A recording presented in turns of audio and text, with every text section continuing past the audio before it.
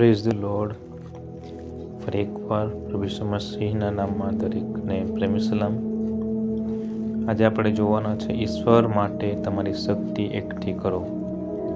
ઉત્પત્તિ એનો 48મો અધ્યાય અને એનું બીજું વચન.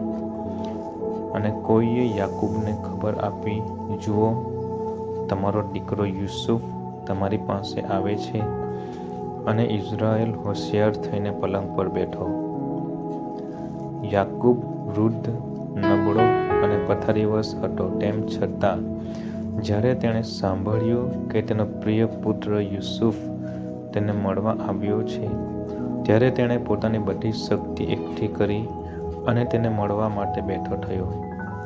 પ્રેમે તેને એવી શક્તિ આપી જે તેના શરીરમાં ન હતી. પ્રિયજનો, આ આપણને એક શક્તિશાળી પાઠ શીખવે છે. જ્યારે આપણે કોઈને ખરા દિલથી પ્રેમ કરીએ છીએ, ત્યારે આપણે નબળાઈઓ દૂર કરી શકીએ છીએ અને તેમની ખાતર ઊભા થઈ શકીએ છીએ. જ્યારે આપણે કોઈને ખરા દિલથી પ્રેમ કરીએ છીએ, ત્યારે આપણે નબળાઈઓને દૂર કરી શકીએ છીએ અને તેમની ખાતર ઊભા થઈ શકીએ છીએ. જો એક પિતાનો પુત્ર પ્રત્યેનો પ્રેમ યાકૂબને આવી શક્તિ આપી શક્યો હોય, તો ઈશ્વર પ્રત્યેનો આપણો પ્રેમ આપણને દરરોજ તેમને શોધવા માટે કેટલો વધુ પ્રેરિત કરશે. જો તમે પ્રાર્થના કરવા માટે ખૂબ થાકેલા હો, બાઇબલ વાંચવા માટે ખૂબ બોજ અનુભવતા હો અથવા સ્તુતિ કરવા માટે ખૂબ નબળા હો, તો તમારી જાતને પૂછો, હું ઈશ્વરને કેટલો પ્રેમ કરું છું?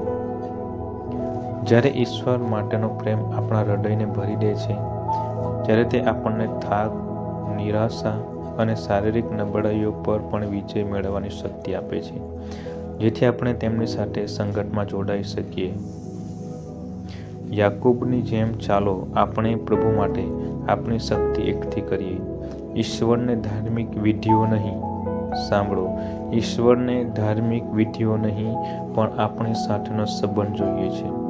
તેમના માટેનો પ્રેમ આપણને દરેક નબળાઈથી ઉપર ઉઠીને પ્રાર્થના, સ્તુતિ અને તેમના વચનો દ્વારા તેમને મળવાની શક્તિ આપશે.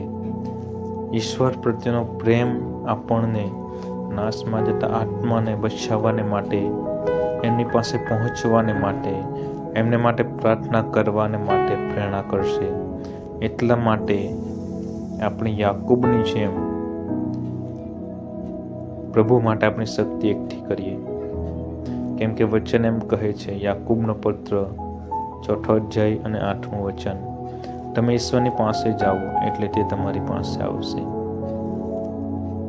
તો વહાલા મિત્રો, આપણે પ્રભુની પાસે જઈએ, પ્રભુના પ્રેમથી ભરાઈએ અને એવી શક્તિથી આપણે ભરાઈએ કે જે શક્તિથી આપણે નાશમાં જતા આત્માને બચાવી શકીએ.